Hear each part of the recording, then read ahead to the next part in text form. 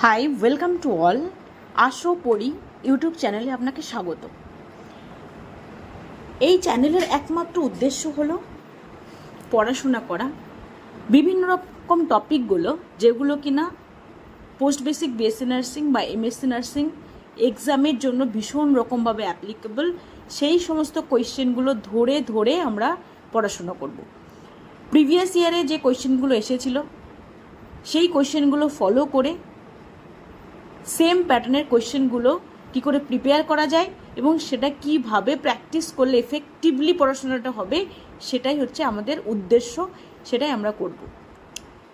আজকে যেটা নিয়ে ডিসকাশন করব সেটা হচ্ছে লাস্ট ইয়ারে মানে 2025-এ কোয়েশ্চেনটা এসেছিল, কিন্তু ওই কোয়েশ্চেন থেকে আরও কীরকম কোয়েশ্চেন আসতে পারে সেগুলোই নিয়ে আমরা আজকে ডিসকাশন করব এবং সেই টপিকটা হবে, এটা হচ্ছে কোয়েশ্চেন। এটা দেখুন, এটা হচ্ছে কোয়েশ্চেন। আমরা ডিসকাশন করব আজকে এই কোয়েশ্চেনটা নিয়ে। Question number 46, which of the following is the common cause of congenital hydrocephalus?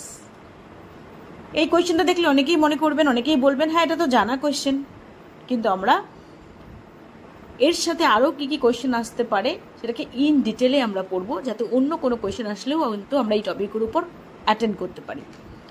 এই কনজেনিটাল হাইড্রোসেফালাসের কমন কজটা কি? এখানে 4টে অপশানস আছে। রাইট আনসারটা কোনটা? রাইট আনসার হচ্ছে অ্যাকুইডাক্টাল স্টেনোসিস। অ্যাকুইডাক্টাল স্টেনোসিস, হ্যাঁ আমরা নেটটা ঘেটে বা বই খুলে দেখলেই কিন্তু আমরা আনসারটা পেয়ে যাবো, অ্যাকুইডাক্টাল স্টেনোসিস। বাট সেটা পড়লেই কিন্তু আমরা প্রিপেয়ার হচ্ছি না, কেননা সেম টপিক থেকে অন্যরকমভাবে ঘুরিয়েও কিন্তু কোয়েশ্চেন আসতে পারে, সেটাকেই আমরা আজকে শেখার চেষ্টা করব। The most common cause of congenital hydrocephalus is aqueductal stenosis. Explanation যদি আমরা চাই কি আছে, it is a narrowing of the cerebral aqueduct, যেটাকে বলা হয় অ্যাকুইডাক্ট অফ সিলভিয়াসও বলা হয়। এটার কারণটা কি হচ্ছে, যে সেরিব্রাল অ্যাকুইডাক্ট বা অ্যাকুইডাক্ট অফ সিলভিয়াস যেটা, সেটা ন্যারোয়িং হওয়ার জন্য কিন্তু এই কনজেনিটাল হাইড্রোসেফালাসটা হয়। এর ফলে কি হয়, this block the flow of cerebrospinal fluid, CSF ফ্লোটাকে, যেহেতু এই অ্যাকুইডাক্ট অফ সিলভিয়াস সেটা যেহেতু ন্যারোয়িং হয়ে যায়, as a result of this যে সিএসএ ফ্লোটা সেটা ব্লক হয়, আর এই ব্লকের ফলে কি হয়, ফ্লুইড অ্যাকুমুলেশন হয়, আর দ্যাট লিডস টু হাইড্রোসেফালাস। এবার আমরা স্ট্রাকচারটা শিখি, তাহলে আমরা বুঝতে পারবো। এটা হচ্ছে CSF flow. CSF flow, CSF যেটা প্রডিউস হচ্ছে সেটা হচ্ছে কি, কোরোইড প্লেক্সাস থেকে সিএসএফটা প্রথমে প্রডিউস হয়। সিএসএফ প্রডিউস হওয়ার পরে সেই সিএসএফ সেখান থেকে কোথায়, ল্যাটারাল ভেন্ট্রিকল দুটো, left and lateral ventricle, left and lateral ভেন্ট্রিকলের থেকে কোরোইড প্লেক্সাস থেকে প্রডিউস হয়ে লেফট অ্যান্ড ল্যাটারাল ভেন্ট্রিকল হয়ে এইখানে একটা চ্যানেল রয়েছে যেটাকে বলা হয় ফোরামেন অফ মনরো। সেই ফোরামেন অফ মনরো থ্রু দিয়ে কিন্তু থার্ড ভেন্ট্রিকলে আসে, এই ক্যাভিটিতে থার্ড ভেন্ট্রিকলে আসে, এই ক্যাভিটিতে আসে। এবারে থার্ড ভেন্ট্রিকল থেকে আরেকটা চ্যানেল, যে চ্যানেলের নাম হচ্ছে সেরিব্রাল অ্যাকুইডাক্ট বা অ্যাকুইডাক্ট অফ সিলভিয়াস, যেটা আমরা এক্ষুনি পড়ছিলাম কি, aqueduct of Sylvius, cerebral aqueduct আর অ্যাকুইডাক্ট অফ সিলভিয়াস, এইটা ন্যারোয়িং হওয়ার জন্য। তার মানে সিএসএ প্রথমে প্রডিউস হয় কোরোইড প্লেক্সাসে, সেইখান থেকে লেফট ভেন্ট্রিকল এবং রাইট ভেন্ট্রিকল থ্রু দিয়ে ফোরামেন অফ মনরো যে একটা চ্যানেল, সেই চ্যানেল হয়ে আসে থার্ড ভেন্ট্রিকুলার ক্যাভিটিতে, থার্ড ভেন্ট্রিকলে আসে।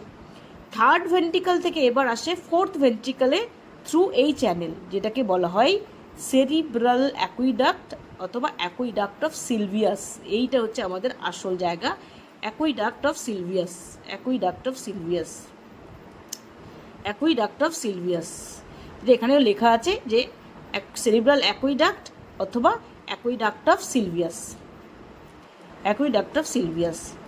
এই অ্যাকুইডাক্ট অফ সিলভিয়াস যে চ্যানেলটা, যেটা কিনা থার্ড ভেন্ট্রিকল এবং ফোর্থ ভেন্ট্রিকলের মাঝে আছে, এইটা যদি কোনোভাবে ন্যারোয়িং হয়ে যায়, যদি এরকম আছে পথটা, যদি ন্যারোয়িং হয়ে যায়, সরু হয়ে যায়, তখন কিন্তু এই সিএসএফের যে ফ্লোটা সেই ফ্লোটা বন্ধ হয়ে যাবে, বন্ধ যখন হয়ে যাবে তখনই কিন্তু ওটা সোয়েলিং হবে।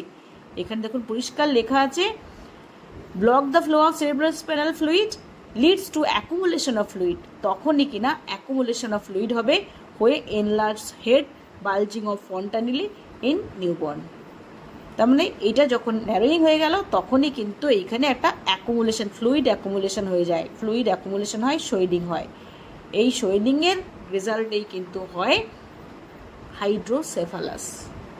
বোঝা গেল? দেন ফোর্থ ভেন্টিকেলে যদি সেটা ন্যারোয়িং না থাকে তাহলে ফোর্থ ভেন্টিকেলে আসে।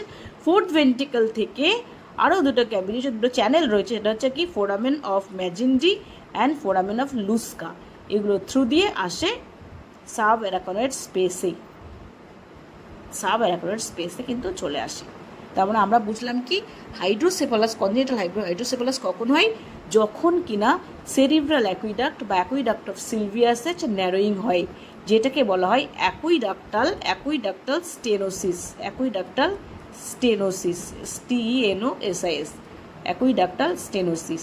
এই অ্যাকুইডাক্টাল স্টেনোসিসের ফলেই কিন্তু সেরিব্রোস্পাইনাল ফ্লুইডের ফ্লোটা এখানে আটকে যায়, ব্লক হয়ে যায়, হয়ে গিয়ে সোয়েলিং হয়, যেটাকে বলা হয় হাইড্রোসেফালাস, কনজেনিটাল হাইড্রোসেফালাস, অ্যাকুইডাক্টাল স্টেনোসিস। যখন কিনা অ্যাকুইডাক্ট অফ সিলভিয়াস বা সেরিব্রাল অ্যাকুইডাক্টে ব্লকেজ হয়ে যায় সেটাকে বলা হয় অ্যাকুইডাক্টাল stenosis.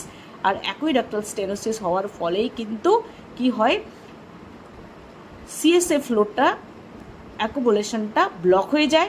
As a result of this enlarge head হয়, বালজিং ফন্টানেলি হয়, যেটাকে বলা হয় হাইড্রোসেফালাস। এই হচ্ছে কোয়েশ্চেন এবং এক্সপ্লেনেশন। যদি আপনাদের মনে হয় যে আপনাদের ভালো লেগেছে এক্সপ্লেনেশনটা এবং এটা এফেক্টিভ, আমি এক্সপেক্ট করব অবশ্যই করে একটা লাইক করবেন, আর চ্যানেলে নতুন হয়ে থাকলে চ্যানেলটা সাবস্ক্রাইব করবেন। ভালো থাকবেন সবাই, বাই, দেখা হবে নেক্সট ভিডিওতে।